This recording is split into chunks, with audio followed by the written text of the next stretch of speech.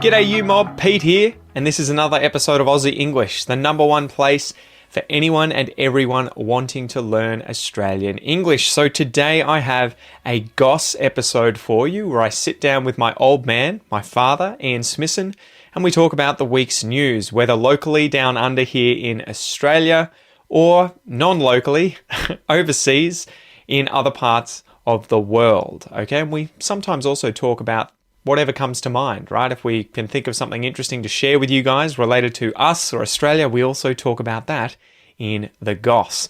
So these episodes are specifically designed to try and give you content about many different topics where we're obviously speaking in English and there are multiple people having a natural and spontaneous conversation in English. So it is particularly good to improve your listening skills.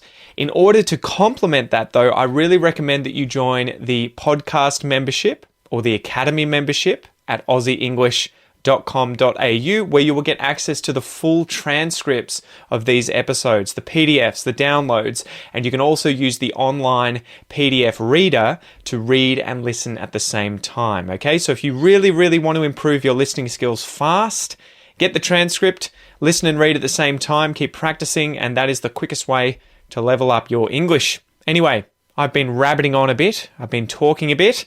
Let's just get into this episode, guys. Smack the bird, and let's get into it.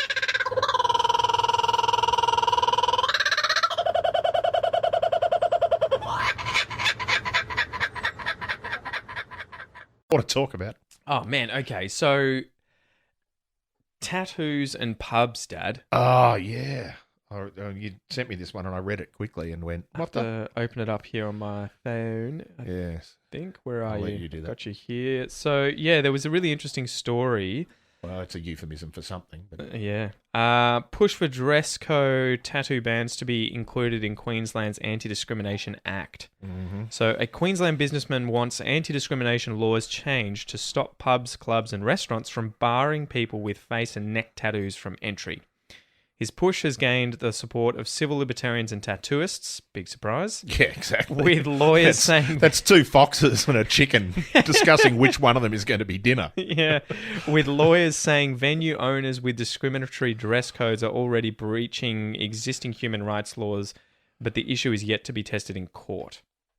So I found this really interesting. Effectively, this guy, Daniel, who's 34, has neck tattoos and obviously finds it difficult to go to clubs, pubs and restaurants at times because I guess they reserve the right to decide what you can or can't wear. Yeah, they have a dress code that they impose, Yeah. and they can choose what to include in that dress code. Yeah.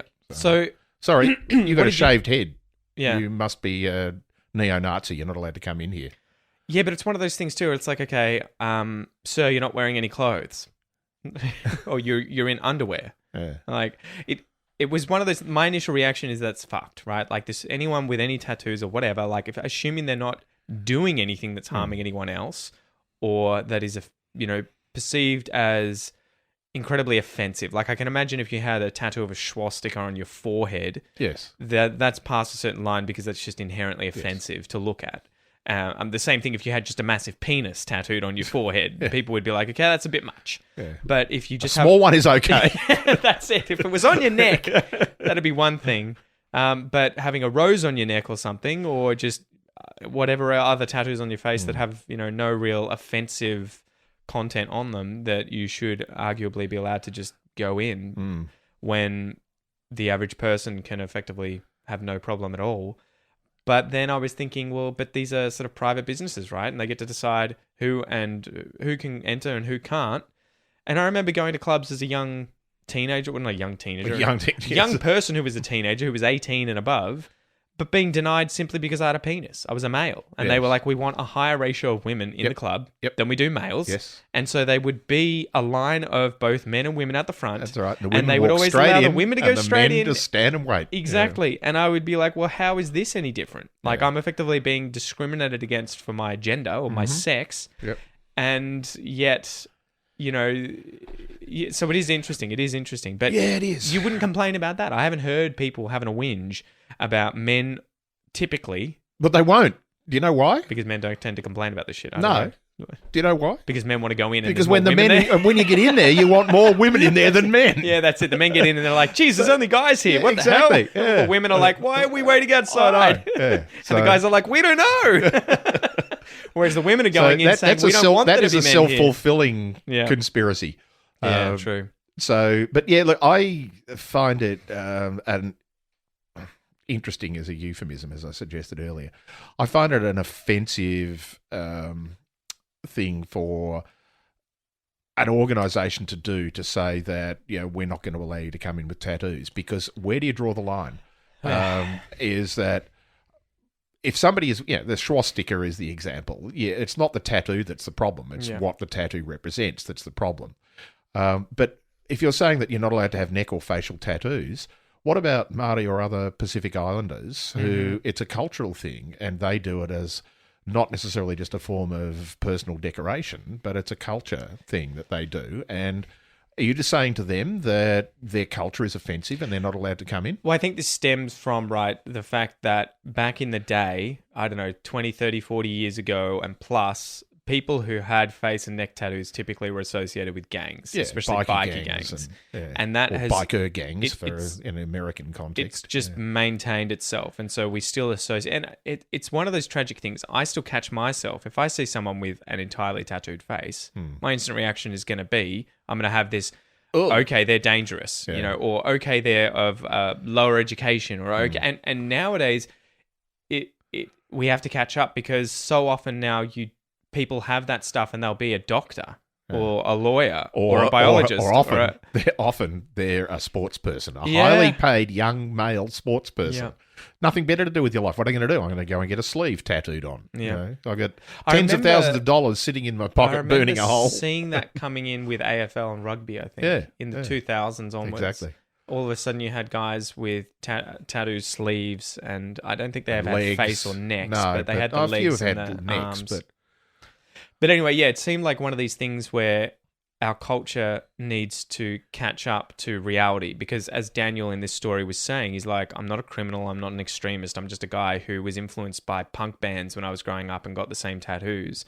And obviously that old signal of face tattoos, neck tattoos is associated with the underworld and dangerous criminals or extremists or nut jobs that, you know, that typically venues didn't want in the venue unless that venue was specifically for those kinds of people, right? Where you'd probably be denied entry if you didn't have them.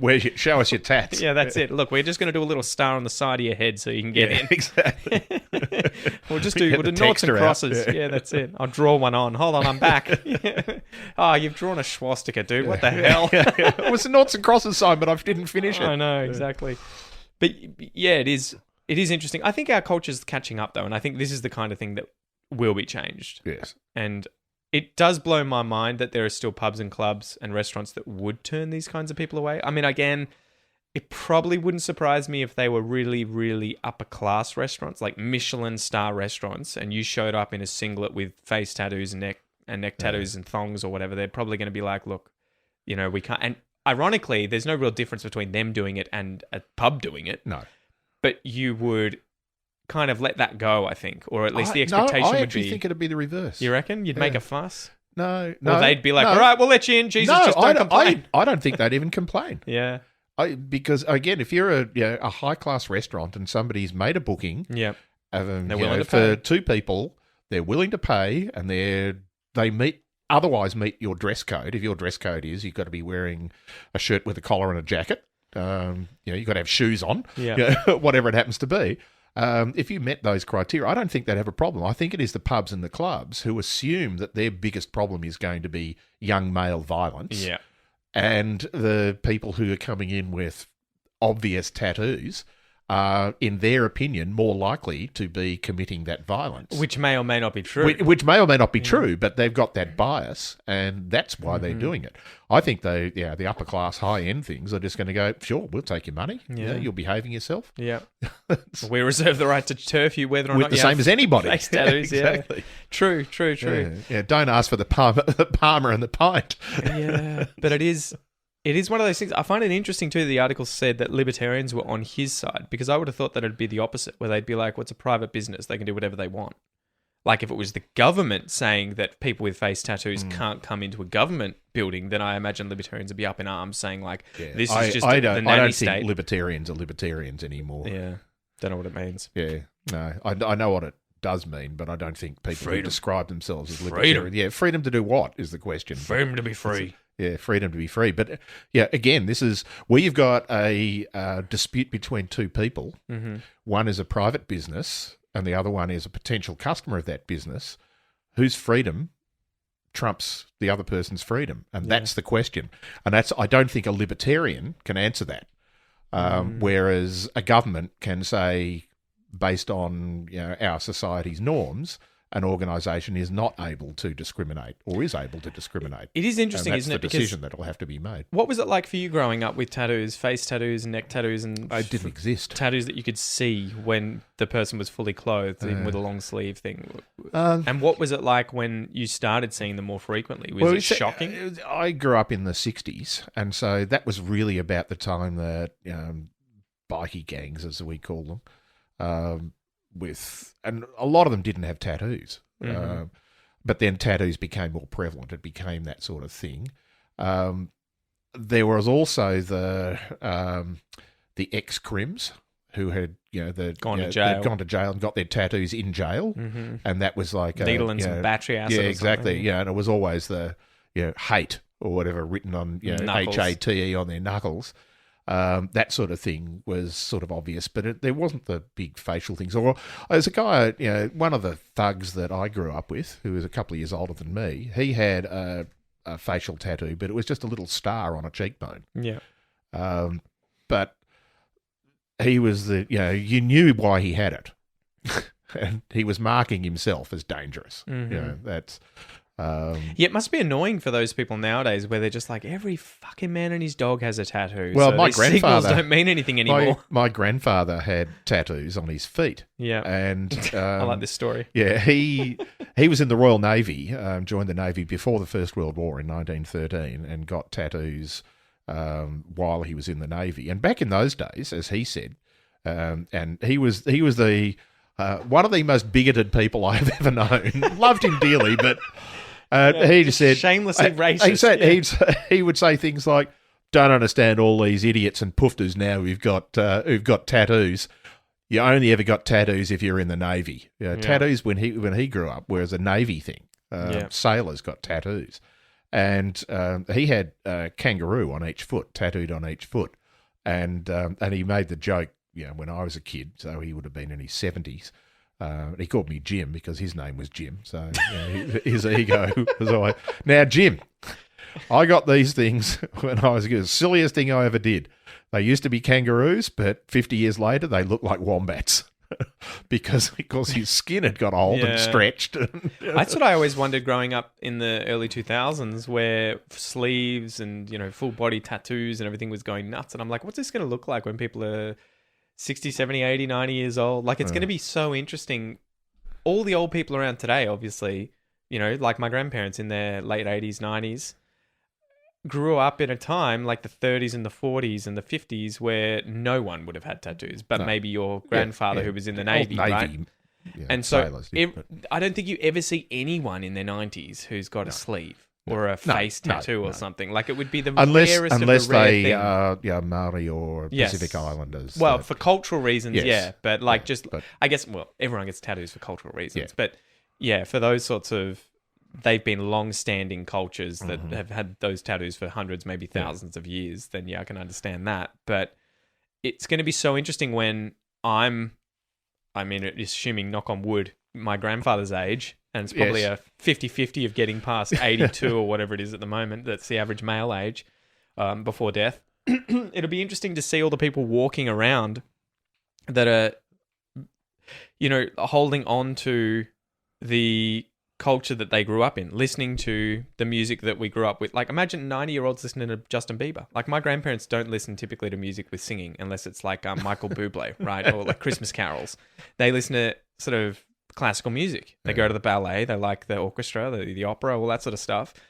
I can't imagine what it's going to be like where we'll have 90-year-olds running around being like, fuck yeah, man, Rick and Morty, love that shit. All those old Family Guy, South Park. But it's, we all do grow up with that because, I'm a grandpa and I'm wearing a hoodie. And there'll be all these young kids being like, damn, hoodies are for old people. I'm in my mid-60s and I dress like I did when I was a teenager.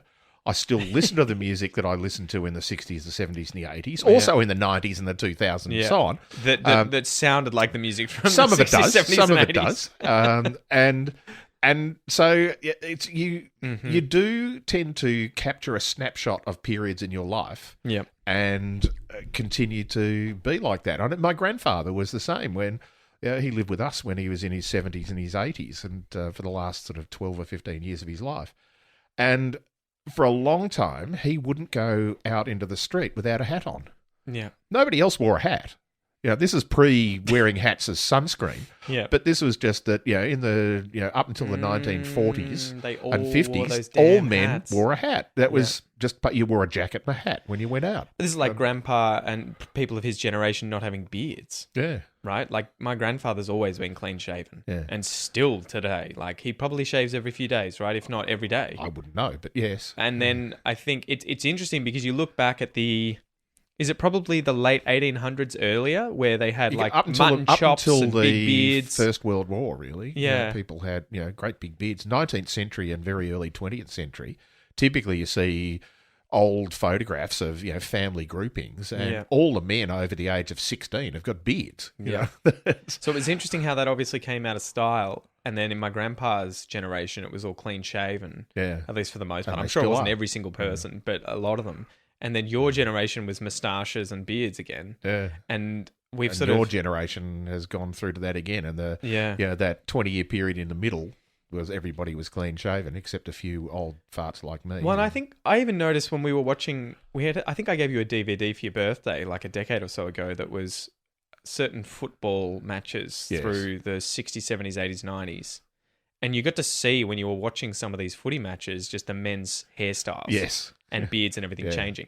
And the one thing that I noticed was it wasn't until maybe the 2000s when men started clean shaving their heads. Yeah. Prior to that, everyone had the skullet. Yes. Right? The bald mullet, head and the long hair at the back. Mullet. Like Gary Ablett Sr. and Gary Ablett Jr. are the good examples. Gary Ablett Sr., who was the Gary Ablett that I grew up watching. Yeah. Gary Ablett Jr. was my age. Yeah.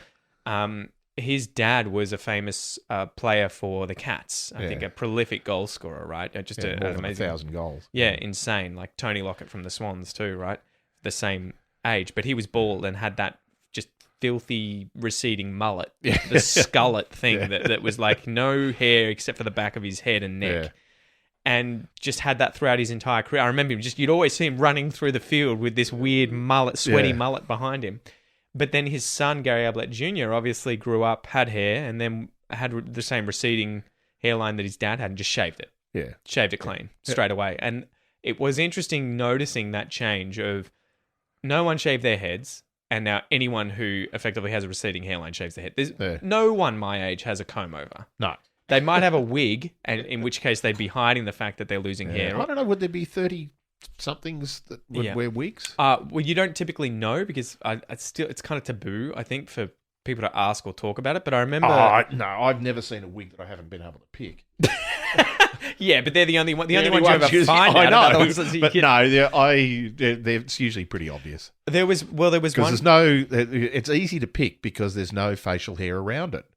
Yeah. The wig just sort of sits and the hair just sort of falls over clean skin. You'd be surprised that, I mean, again, I think it's a certain type of people that have to go, that really want to maintain that hair, to go to the trouble of having the weird shaved clean hairstyle that allows you to put a wig on but look normal, because you kind of have to have your facial hair to have grown up to the side of your head and the back of your head and everything's hair to be there. But then the top has to kind of be clean shaved so that the wig sucks on. Yeah. And so I imagine there's a few people my age who can be bothered. I've seen a few really bad ones of men in their 50s and 60s. There was a guy when I was doing... who are actually quite wealthy. Yeah. And you sit there and you look at him and you go, really? Cares? Like, who gives a shit? Yeah, but who cares? But it's just like... it's a train smash. You cannot not look at it. It was like Trump, right? Yeah, with his hair. You couldn't... You just sit there staring at it, going, don't look. Look away, look away, look away. Well, I feel like like I've got a receding hairline, which is why I decided to shave my head because I But was your like, hair hasn't receded much it's not too bad, but it's enough. in the last 10 years. No. It's sort of, in your... It wasn't one that was like the Your full fire early- tuck yeah, within yeah, 2 years exactly. of, turning 18 or something. Yeah.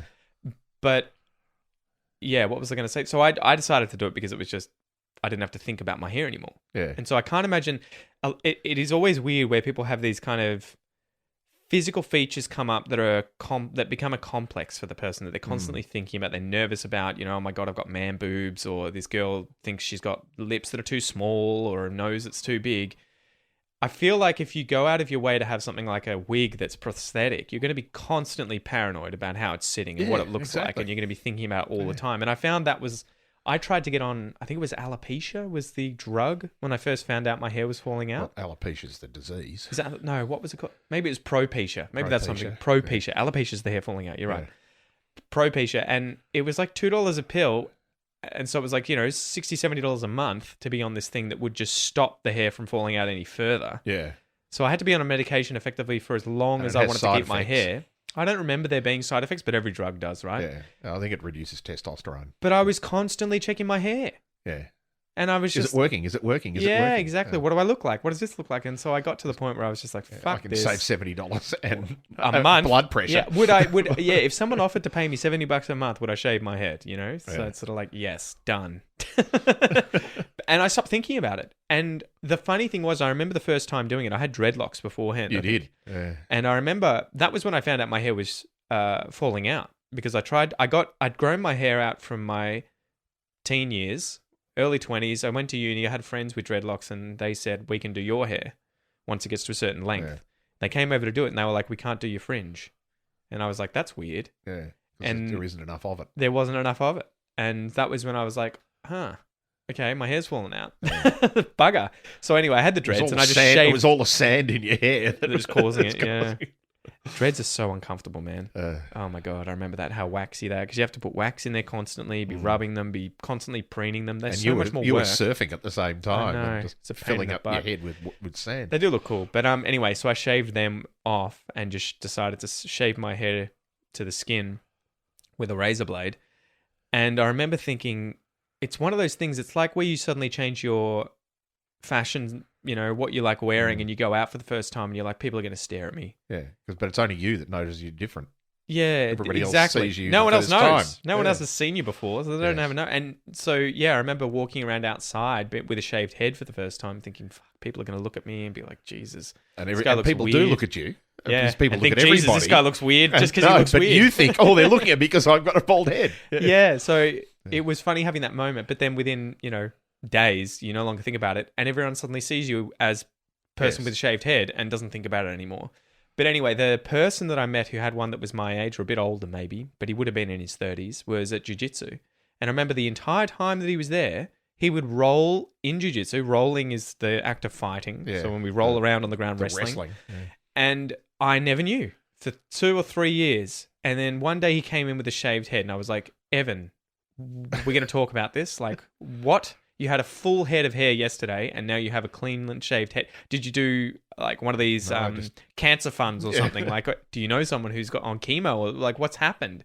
And he was like, no, I was bald. I had a wig on. And then showed me a photo of his wig, and I was like, no shit. And you were rolling, and he's like, yeah, man. Just good glue. So I had no idea. And you are never closer to anyone than when you're rolling with them in jiu-jitsu or having sex with them. So I reckon having sex with them is probably less close many times. Well, that's it, right? Yeah. But I'd rolled with Evan many, many, many a time, and I had never noticed that he had a wig. I never grabbed his hair, because you're not allowed to do that in jiu-jitsu. I think if I'd done that, I probably would have worked it out quickly. Yes, you would have had more hair in your hand than he had on his head. But and it was funny because he just ditched it. And he was like, oh, it's actually pretty liberating. Yeah. And I was like, yeah, you don't have to think about it anymore, dude. Like, it's just, it's gone. It's just, it's a weight off your shoulders. Very good. Yeah. And it is funny, though, how, I guess because it's become so accepted and you see more and more men with shaved heads, it had to get to a threshold, because I imagine that back in the 80s and 90s, people with shaved heads were associated with neo-Nazis, right? The skinheads.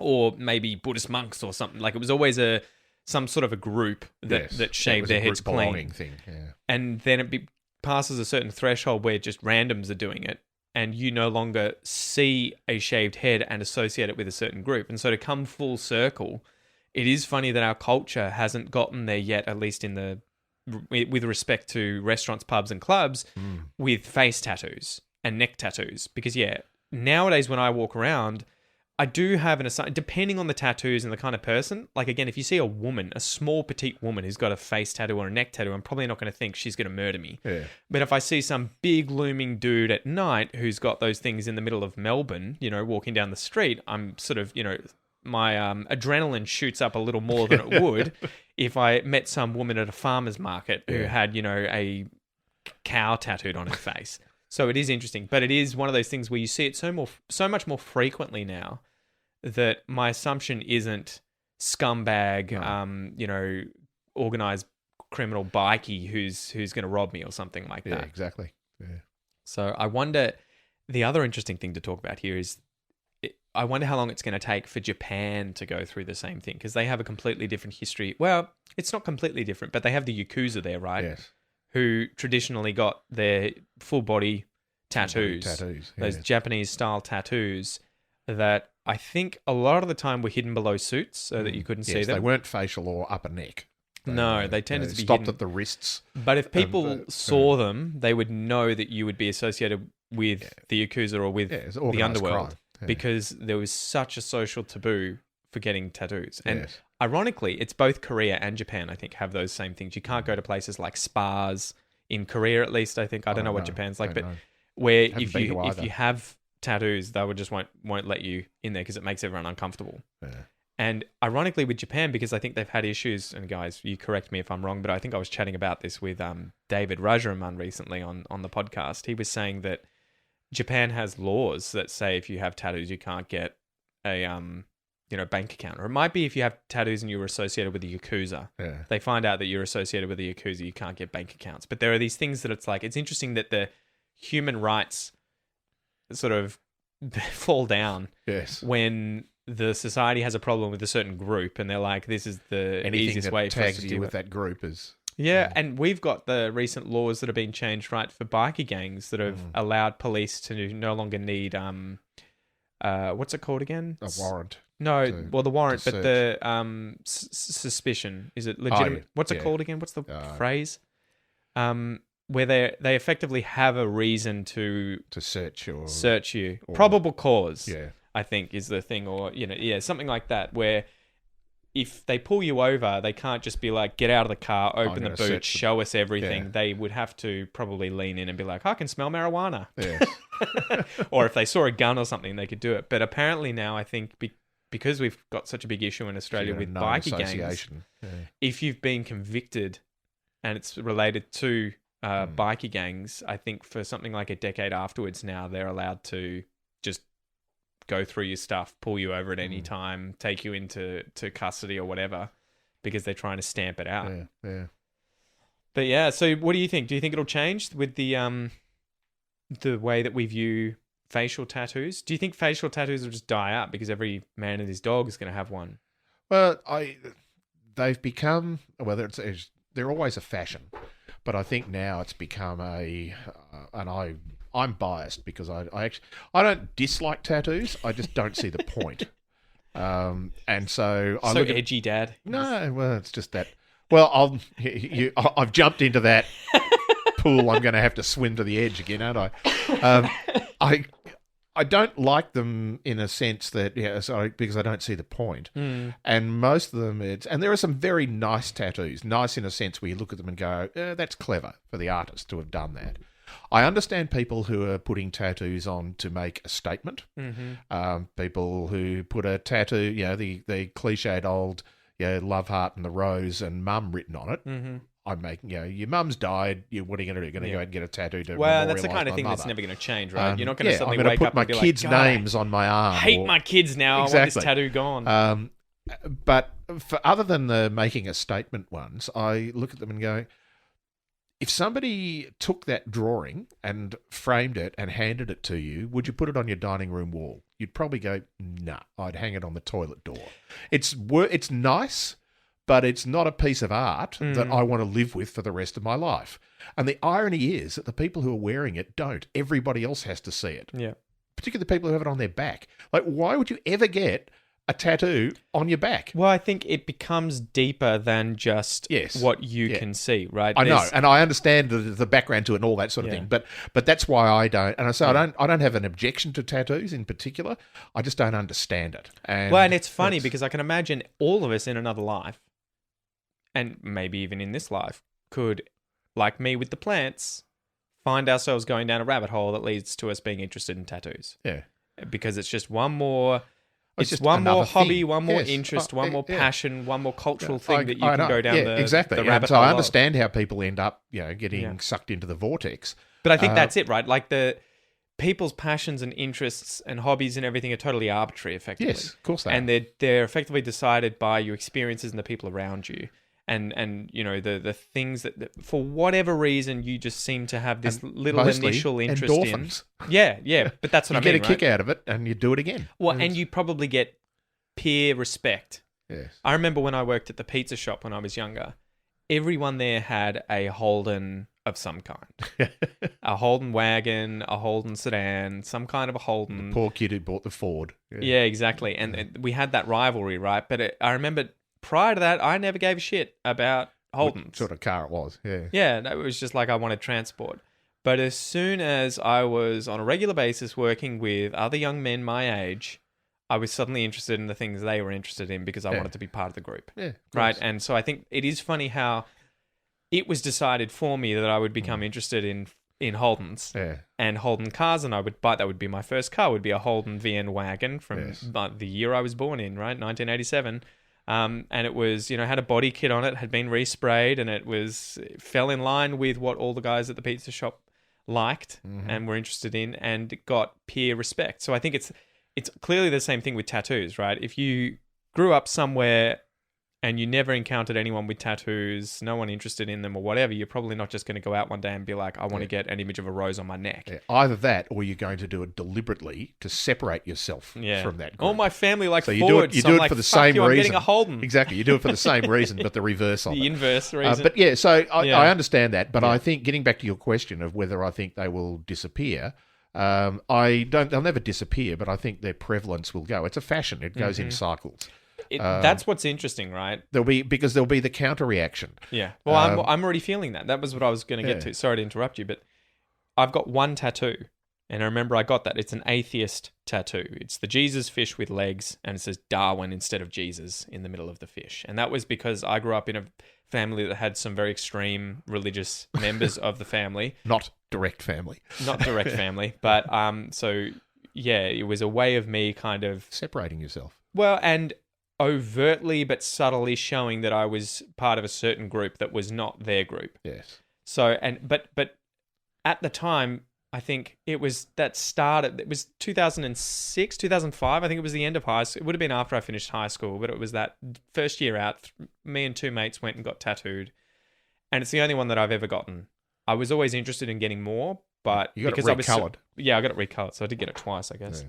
But I just never could justify spending the money and never could think of anything specific that I wanted that badly on my skin.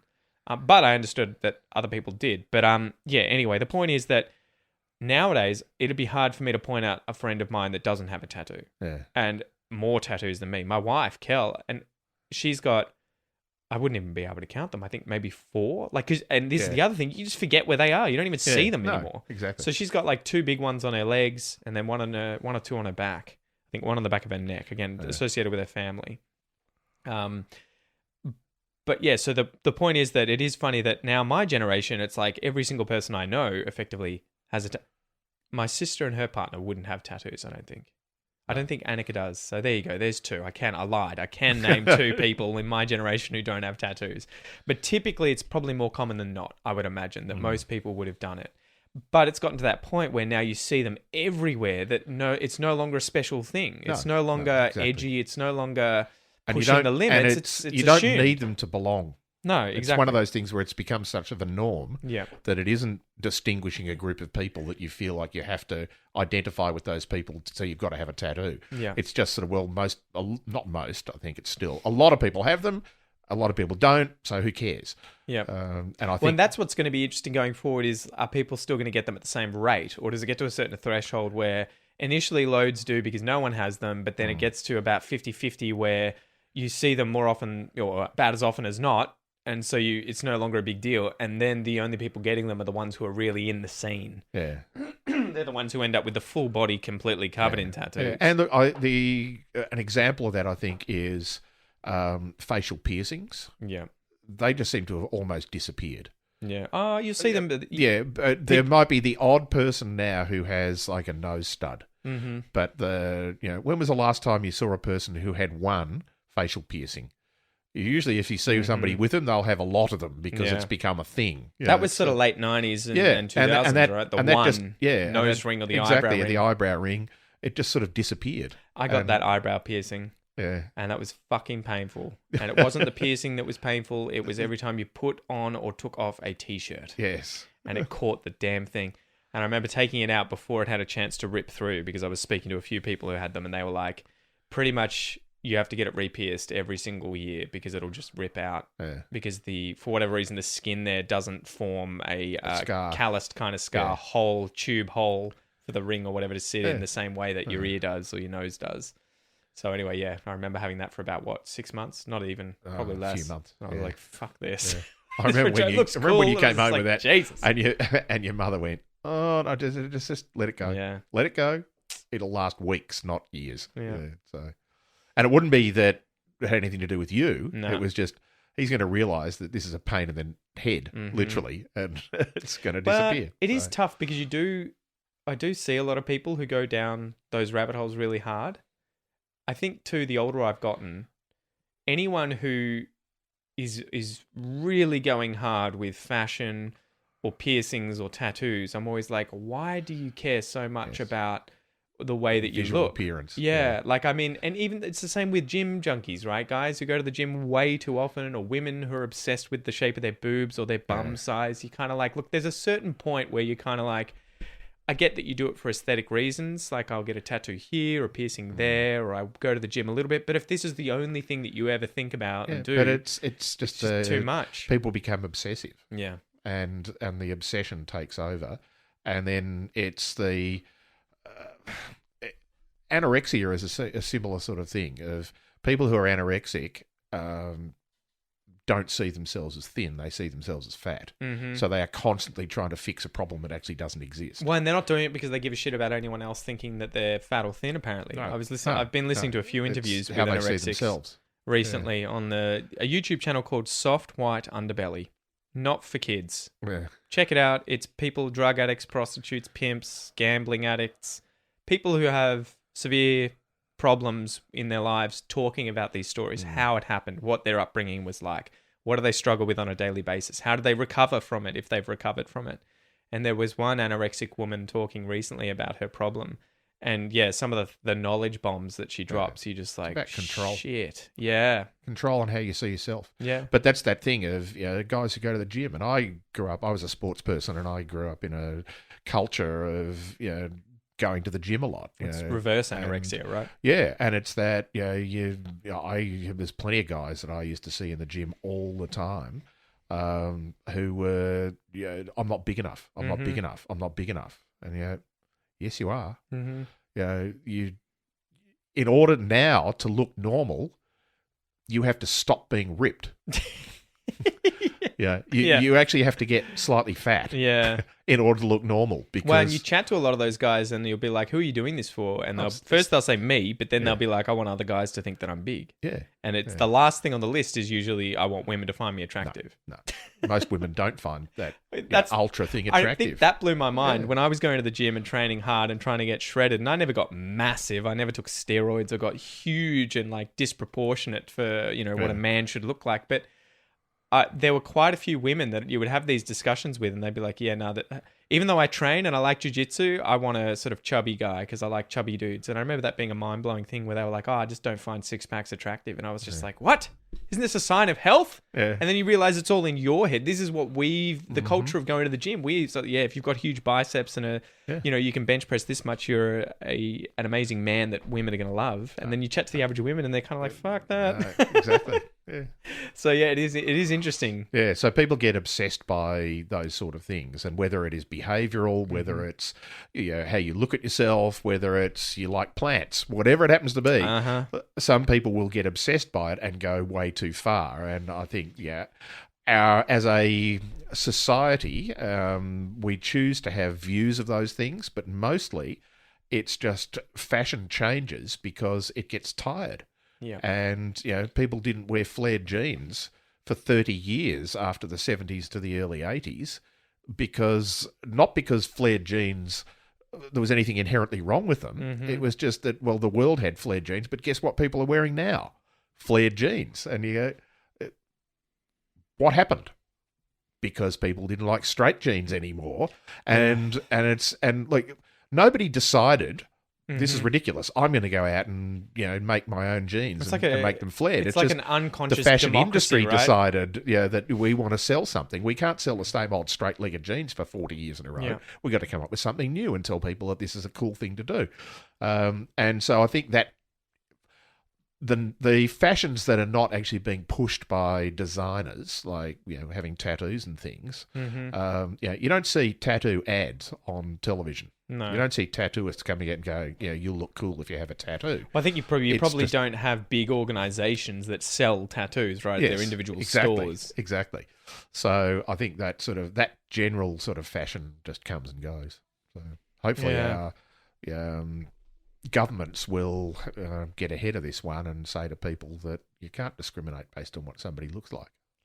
It is one of those things. The original question. Like, I'm sort of pessimistic, where I think though that unfortunately, like, companies shouldn't be able to, at least, like, consciously be discriminating against people. But I think unfortunately human beings discriminate against people, right? So you discriminate against people when you decide who you're going to date, or who you're going to be friends with, or as individuals. So of course you do. But when you're systemically saying this group of people is less than another group of people, that's a different thing. And the interesting thing would be, how would the owners of an organisation or multiple organisations who are discriminating against those people react if they had people protesting outside their doors telling people, don't go in there, these people discriminate? They'd be coming out saying, stop that, it's illegal for you to be telling people who to come in. It's not, but so... The other side of me, though, that libertarian side, would say, well, why aren't businesses just taking up the slack and being like, well, you know what? All these assholes aren't taking in tattooed people. We'll actively do something showing that we will take it in. There will be. I'm sure there will be. I'm sure around the corner from that club, there'll be a pub that just says, don't go to XYZ. They discriminate against tattoos. We don't care. Yeah. Facial tattoo, no one gives a... No one gives a monkeys. Exactly. All right, we've been rabbiting on for a bit. Thanks for hanging out, guys. We will chat with you next time. Peace. Bye. See ya.